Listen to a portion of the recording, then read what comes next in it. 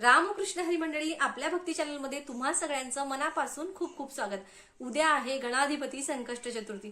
गणाधिपती संकष्ट चतुर्थी आपल्याला या दिवशी आर्थिक प्रगतीसाठी पती पत्नीमध्ये विनाकारण कारण नसताना छोट्या छोट्या गोष्टींवरून वाद होत असतील त्यासाठी, त्याचबरोबर व्यवसायामध्ये वृद्धी होण्यासाठी अशा 3 प्रकारचे उपाय आपल्याला करायचे आहेत, जे की मी तुम्हाला या व्हिडिओमध्ये सांगणार आहे। बघा, तुमच्या इच्छा प्राप्तीसाठी देखील एक उपाय आहे जो मी तुम्हाला कालच्या व्हिडिओमध्येच सांगितलेला आहे। तर बघा, आपल्याला सगळ्यात आधी सकाळी गणपती बाप्पांच्या मूर्तीवर 11 वेळा का होईना, साध्या पाण्याने का होईना अभिषेक करायचा आहे। ओम गण गणपते नमः म्हणून अभिषेक करायचा आहे। आपली पूजा झाल्यानंतर बघा, आपल्या देवघरात रोज जो दिवा असतो तो दिवा सोडून तुम्हाला एक वेगळा दिवा लावायचा आहे। आता गणपती बाप्पा स्वच्छ पुसून जागेवर ठेवायचे। गणपती बाप्पांना हळदी, कुंकू, अक्षदा, लाल फूल जास्वंदीचं असेल तर खूप अतिशय उत्तम आवर्जून अर्पण करायचं आहे। त्यानंतर गणपती बाप्पांना गुड खोबऱ्याचा नैवेद्य दाखवायचा आहे आणि गणपती बाप्पांची आरती करायची आहे। आता आपल्याला सगळ्यात आधी एक गोष्ट लक्षात घ्या, कुठलाही उपाय करण्याआधी सेवा करणं हे गरजेचं असतं, त्यामुळे ही सेवा आपण केलेली आहे। आता हा जो उपाय आहे तो लक्ष्मी प्राप्तीसाठी आहे, आर्थिक परिस्थितीसाठी आहे। तर हा उपाय तुम्ही सकाळी 9:30 वाजेच्या आतमध्ये करू शकता, किंवा मग तेव्हा शक्य झाले नाही तर संध्याकाळी 6:30 नंतर 8 वाजेच्या आतमध्ये तुम्ही हा उपाय करायचा आहे। आता उपाय आहे आर्थिक प्रगतीसाठी, लक्ष्मी प्राप्तीसाठी। सगळ्यात आधी काय करायचं, मातीची पंटी घ्यायची। मातीच्या पंटीमध्ये शुद्ध गाईचं तूप टाकायचं। शुद्ध गाईचं तूप नसेल तर साधं तेल, देवाला वापरलं जाणारं तेल त्यामध्ये टाकलं तरीही चालेल, कारण तूप यासाठी की माता लक्ष्मीला तूप अतिशय प्रिय आहे। असो, आता दुहेरी कापसाची वात तुम्हाला त्या दिव्यामध्ये टाकायची आहे। आता तो दिवा जो आहे, एक प्लेट घ्यायची आहे। प्लेटमध्ये मुठभर मसूरची डाळ तुम्हाला घ्यायची आहे आणि त्या मसूरच्या डाळेवर तुम्हाला हा दिवा ठेवायचा आहे।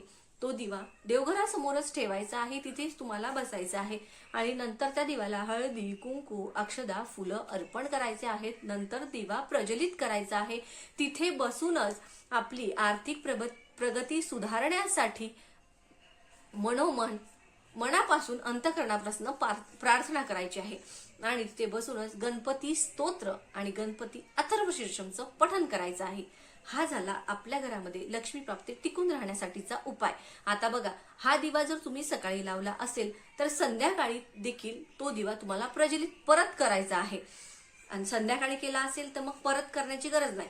सकाळी केला तर तो शांत होणार नंतर थोड्या वेळाने, मग संध्याकाळी परत प्रज्वलित करायचा। आता ह्या दिव्याच्या खाली जे मुठभर आपण मसूरची डाळ ठेवली त्याचं काय करायचं, दुसऱ्या दिवशी तुम्ही ही मसूरची डाळ आणि त्यावर एक गुळाचा खडा ठेवून गणपती बाप्पांना प्रार्थना करून तुम्ही घराबाहेर पडायचं आहे आणि कुठल्याही गाईला तुम्हाला हे खायला घालायचं आहे। गाईला खायला घालताना ओम गण गणपते नमः मंत्र म्हणून खायला घालायचा आहे। आपल्या मनोमन इच्छा सुद्धा बोलत राहायची आहे। गाईला खाऊ घालणं शक्य नाही आहे, कुठल्याही एखाद्या झाडाखाली नेऊन ठेवू शकता, तिथे कुठलेही पशु पक्षी ते खाऊन घेतील। ठेवताना मनामध्ये आपल्या घरामध्ये अखंड लक्ष्मी प्राप्ती राहावी, आपल्या घरामध्ये आर्थिक परिस्थिती सुधारावी यासाठीच प्रार्थना सकारात्मक दृष्टिकोनातून असावी। दुसरा उपाय, पती पत्नीमध्ये शिल्लक कारणावरनं वाद होतात, बोलायला जरी गेलं तरी चिडचिड होते, एकमेकांपासून दुरावले जात आहेत असं जर वाटत असेल तर हा उपाय आवर्जून करा। बघा, तुम्हाला केळीचं पान घ्यायचं आहे। केळीच्या पानावर कुंकू पाण्याने भिजवून घ्यायचं, म्हणजे गंध तयार करायचं आणि केळीच्या पानावरती त्रिकोण काढायचा। केळीचं पान अवेलेबल होत नाही आहे, केळीचं पान आमच्याकडे नाही आहे, त्यांनी काय करायचं, स्टीलचं ताट घ्यायचं, त्यामध्ये त्रिकोण काढायचा भिजवलेल्या कुंकवाने। प्लॅस्टिकचं ताट घ्यायचं नाही।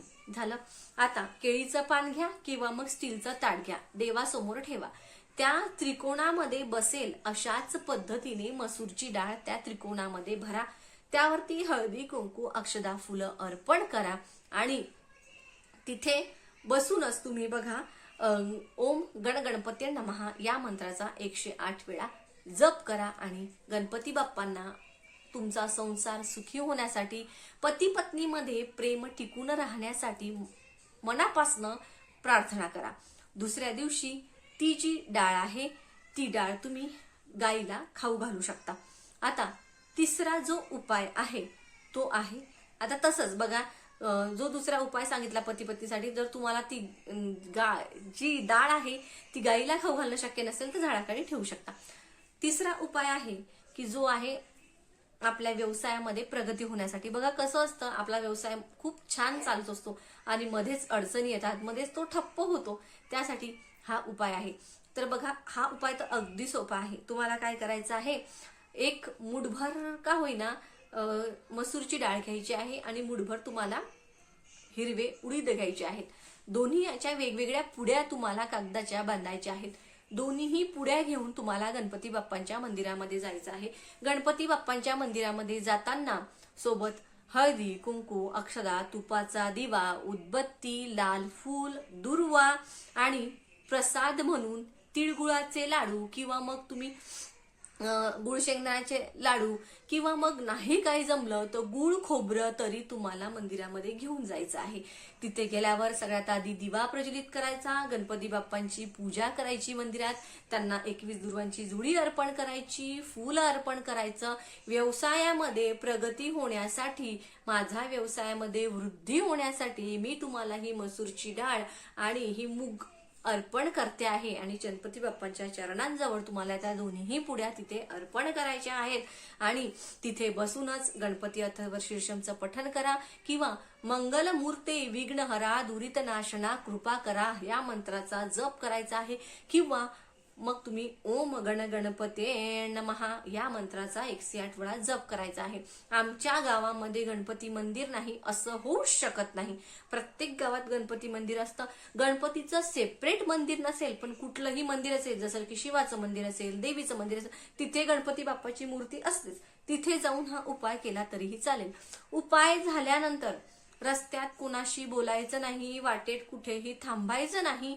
सरळ उपाय झाला, घरी यायचं आणि घरी येऊन परत बाप्पांच्या पाया पडायच्या. हा उपाय तुम्ही दिवसभरात कधीही करू शकता. अगदी भर दुपारी 12 वाजता करू नका. दुपारी 12 ते 3 ही वेळ टाळा. 12च्या आधी करा किंवा मग संध्याकाळी 4 नंतर करा. तुम्हाला याचा खूप चांगला अनुभव येईल. मात्र बघा, कुठलाही उपाय करून फक्त चालत नाही, बाप्पांची सेवा, उपासना देखील आपल्याला करायची असते.